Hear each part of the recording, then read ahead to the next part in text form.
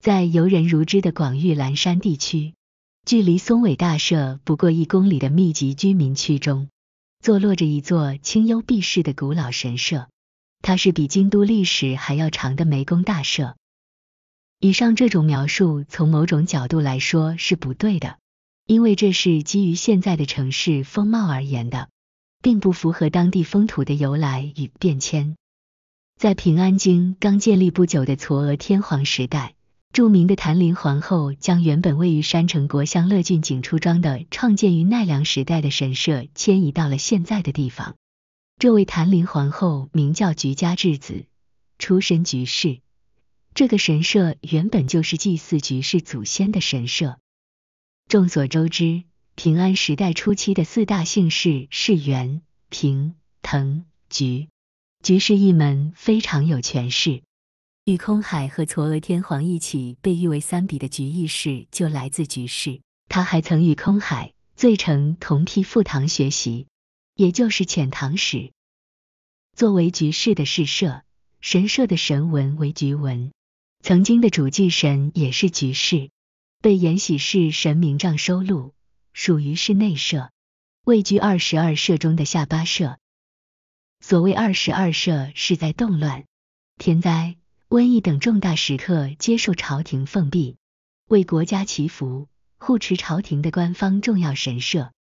其诞生的背景是当时处于亚洲核心、给日本深刻影响的唐朝逐渐式微并走向灭亡。紧接着日本又经历了承平、天庆之乱，皇族与贵族担心改朝换代，权力更迭，在派遣武士平乱的过程中急需神佛予以护持，因此神道得到了倚重和发展，逐渐形成了22社的社格。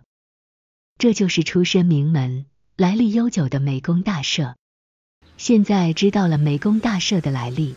那么为什么说开篇的描述是不对的呢？在此我想趁机厘清一个概念，在日本，神社通常都不是在街道、城镇形成之后才设立的，而是在这之前。什么意思呢？神道相信神会降临，栖息在大树、巨石、瀑布等自然生态的环境中。很多人都听过800万神的说法，也可以理解为所有的自然环境原本都是神域。一片土地上的原风景是山、河流、树林，人类定居之后，因为生产生活需要，逐渐改变了地貌，开垦了农田，兴建了房屋，聚集成了村落、城镇。但因为神道的信仰，日本人在城市化的进程中，保留了神社地块原有的自然风貌。举个例子，比如著名的下鸭神社，并不是位于市区的森林，而是所有的土地原本都是森林，因为时代的发展形成了城市，只有神社的神域还保留着森林，其他森林都变成了街道、房屋。笔者之所以强调先后顺序这一点，是希望人们不要把眼前的市镇格局视为当然，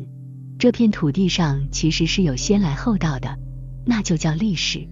知道这一点，或许我们心中会有一分怀古之意，我们面对一片土地改变的时候，会有一种谨慎的审视。曾经作为局势的守护神受到崇敬的梅宫大社，在中世的殷人文明之乱中荒废，直到江户时代才复兴。现在的主祭神是九解神，此外还有大若子神、小若子神和九解子神，这4位都是梅宫大社特有的神。根据社传记载，菊家智子皇后曾在神社祈祷求子，所以这里也是保佑安产的知名神社。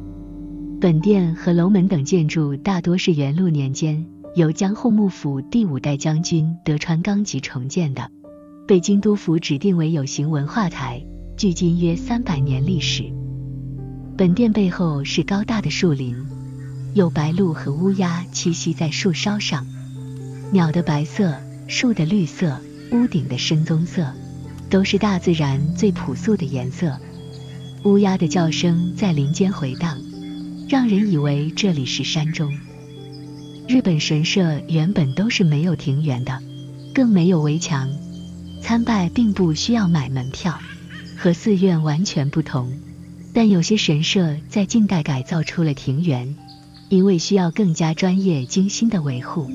所以会将神院围起来收门票，比如著名的平安神宫。湄公大社也是如此。湄公大社神院的入口在拜殿的东侧，整个神院围绕着社殿的东北西三边布局，从俯视图上看像是一个被咬了一口的三角饭团。1万平米的神院可以大致分为东北西3个部分，和寺院的庭园像是一幅完整的山水画不同，神社的庭园往往更偏重自然野趣，这是由神社的原风景决定的。进门之后，首先是东神院。东神院最初被整修出来是江户时代初期，与社殿的重建在同一时期，面积只有现在的一半。明治到大正年间进行了扩建，昭和40年代后期随着池的改修，北神院或西神院进行了整备，变成了现在的样子。东神院是以孝耶池为中心的池泉回游式庭园，池边种植着鸢尾花、燕子花、杜鹃花，是晚春最美的区域。4月底5月初去的话，有机会看到盛开的杜鹃隧道。夏天，池中还有绽放的睡莲。池中的岛上有江户时代末期的1851年建造的茶室池中亭。池中亭是毛砌屋顶的朴素土屋，重现了平安时代此地贵族山庄的风貌，是文人心中向往的山野田园风。不远的岸边有一栋近代和风建筑参集殿，是1934年为了参加昭和天皇的即位仪式而修建的。走到池的另一边，回头向西边望去，蓝山、松尾山就出现在庭园的背景中，仿佛周围的民居都消失了，神社就坐落于山下。将这座庭园打理成明治时代优美庭园，典型的是初代直荫的奥田英吉，它与直制的小川治兵卫合称明治时代日本庭师双璧，当时业界有东直制、西直荫的说法。池中央的八桥应该也是那个时候架设的。燕子花开的季节，这里的景色令人想起尾行光临的名作。通往北神院的一路上种植了140种1300株紫阳花，品种非常丰富，是初夏最美的风景。相比起京都的紫阳花名所三世户寺和善丰寺，湄公大社的游人少很多，野趣更浓。北神院有一个形似勾玉的勾玉池，初夏这里是燕子花和紫阳花盛开的区域，衔接着以春和梅花为主的西神院。其实湄公大社全境都种植着春和梅，在早春的2月，从鸟居之外的参道上就能看到。60个品种600棵，对于这个不大的神社来说已经非常多了。虽然不像城南宫和北野天满宫那样声名在外，但妙在人少清静。京都几乎每一个观光型寺社都有樱花和红叶。